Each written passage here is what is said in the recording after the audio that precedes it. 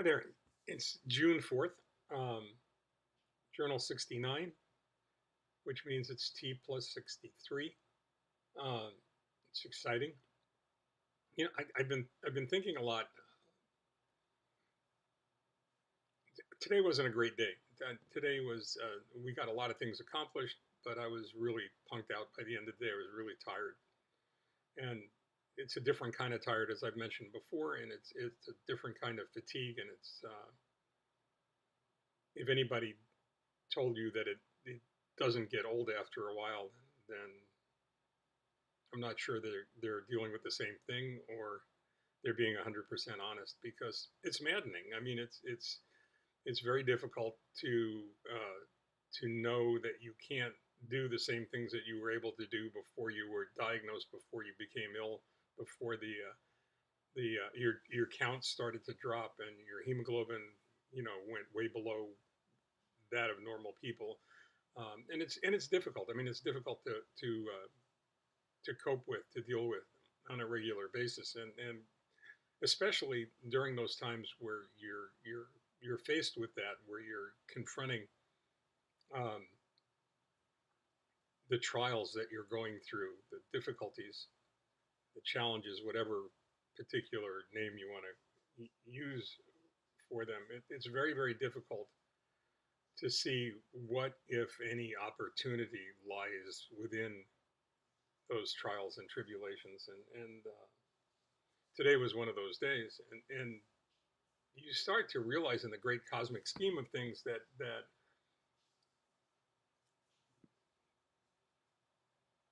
in order for the universe to be balanced, um, every challenge that you're confronted with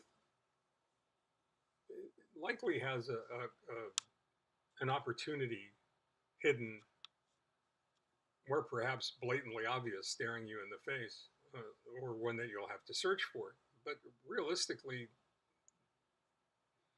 after a while, you get to realize that it's still there. They say whatever kills you, whatever doesn't kill you makes you stronger. Maybe that's true to a degree, I guess. Um, Even when you come damn close, is probably true to some degree. Uh, but I've been thinking a lot about this whole issue of trials, and the opportunities that they present, the challenges, the confrontations, um, mostly with yourself, that you have to overcome in order to do the things that you need to do. You go back to the simplest of things, like eat, drink, feel um, like you can't walk.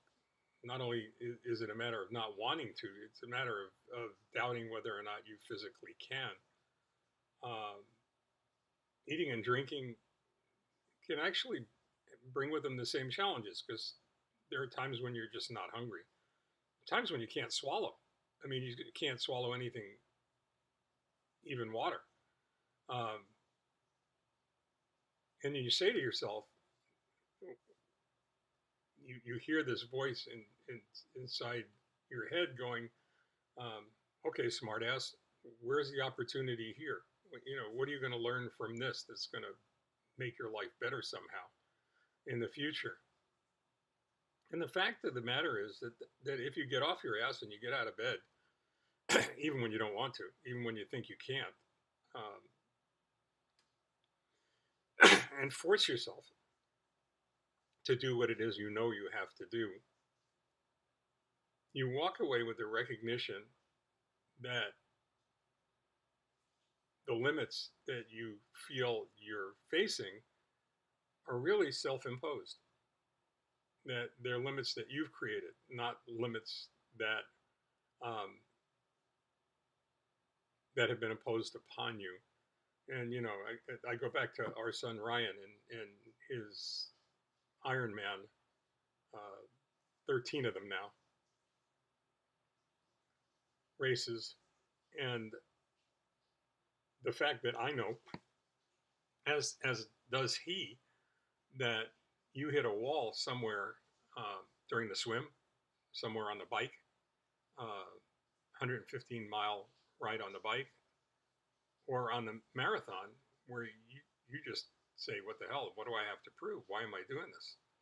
And Ryan hit a wall like that in Santa Rosa, 13th qualifying Ironman for Kona, and dug someplace deep and said he wasn't going to go ahead and walk. He wasn't going to go ahead and come in with a time that he wouldn't be satisfied with later on, and that he was going to race. Maybe maybe the fact that he had dedicated the race to me had something to do with it.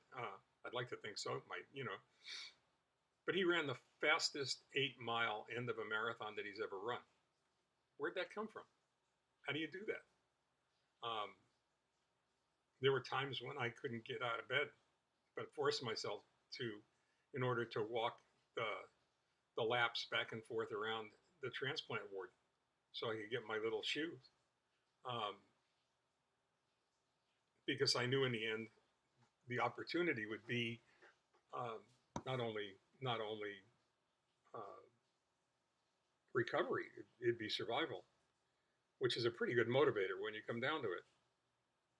And I think that there are too many times where too many of us, and I've been guilty of this myself, so I'm not getting preachy out there, because I've failed in this regard myself, and it's nothing that I'm proud of particularly, but it's a reality of life and living, where we create barriers, we create limits for ourselves that aren't real, and consequently allow those barriers to stop us from accomplishing, I'm going to say greatness, but I'm not sure that I mean it in the conventional sense. I don't mean it as an aggrandizement. I don't mean it, as a self-imposing kind of greatness. I mean it in terms of achieving that which you weren't sure you would be able to accomplish, when you overcame great difficulty in order to not only confront the demons inside, but you were able to prevail upon them. And I think that we probably all owe that to ourselves. That moment of hesitation, when that small, still voice is whispering in your ear, "Don't do it. You shouldn't do it. You don't need to do it. You don't have anything to prove. Who cares? What if you fail? Everybody's going to laugh at you." And you respond simply by saying, "Thank you very much for contributing. I choose to ignore you. And I'm going to do whatever it is I need to do, whatever it is I have to do in order to accomplish whatever it is I've been challenged with, that I'm compelled to accomplish whatever it was I've been confronted with, challenged with." Because I think that we're capable of, and I believe this much more today than I've ever believed it before, on a very deep personal level, not only for what I've managed to accomplish throughout my recovery and before, but because of the incredible stories that have been shared with me, the other people that have come before me that we've met in B1 and going to clinic, who have overcome that which I've overcome, and far more, and been challenged with other things that were, just as difficult, just as daunting, and have prevailed. I'm not suggesting that everybody should have to go through this. What I am suggesting is that everybody is capable of making the decision to confront and prevail, to find that inner strength somewhere, and recognize that without that inner strength, whatever it is you need to do is going to be that much more difficult. So I'll leave you with that because I'm doing that tonight with the way I feel and the fact that I'm tired.